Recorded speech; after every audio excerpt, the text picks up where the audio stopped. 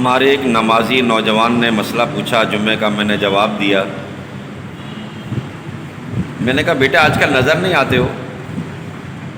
چلیں امام صاحب، میں جب تک آپ کے یہاں قریب میں ایک فیکٹری میں جاب کرتا تھا تو آپ کے یہاں نماز پڑھنے آتا تھا۔ اصل میں ہماری جو مسجد ہے وہ اس کے قریب میں مل ایریا ہے، فیکٹری ایریا ہے۔ چلیں جاب میری یہیں تھی، اب جاب میری کہیں اور ہو گئی تو جمعہ میں وہیں پڑھتا ہوں۔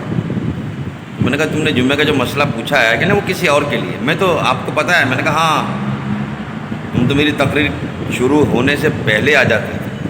چلیں اب بھی میری وہی روٹین ہے۔ وہ کہنے لگا امام صاحب میں غریب آدمی ہوں، نوکری پیشہ آدمی ہوں، تو میں اتنا افورڈ نہیں کر سکتا کہ میں اونٹ قربان کروں، گائے قربان کروں، بکرا قربان کروں، مرغی قربان کروں۔ میں نے کہا کیا مطلب؟ کہنے لگے امام صاحب آپ نے تو بتایا جو جمعے کے دن سب سے پہلے آتا ہے اسے اونٹ قربان کرنے کا ثواب ملتا ہے، پھر اس کے بعد جو آتا ہے اسے گائے، پھر بکرا، پھر مرغی۔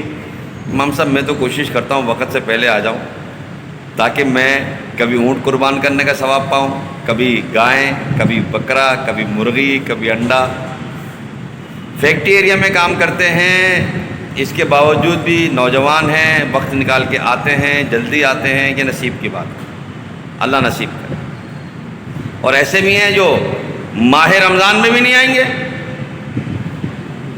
وقت ہی نہیں ہے ان کے پاس، آخر میں آئیں گے اور پھر کہیں گے امام صاحب کبھی اس موضوع پہ بات کیا کریں، کبھی یہ مسئلہ بتایا کریں۔ ارے بھائی یہ مسئلہ تو بتایا تھا، اس موضوع پہ تو بات کی تھی، ہم نے تو نہیں سنا۔ بھائی آپ آتے ہی دیر سے۔ اللہ نصیب کرے، اللہ نصیب، اللہ ہمیں اپنے گھر میں جلد آنا نصیب کرے۔ السلام علیکم۔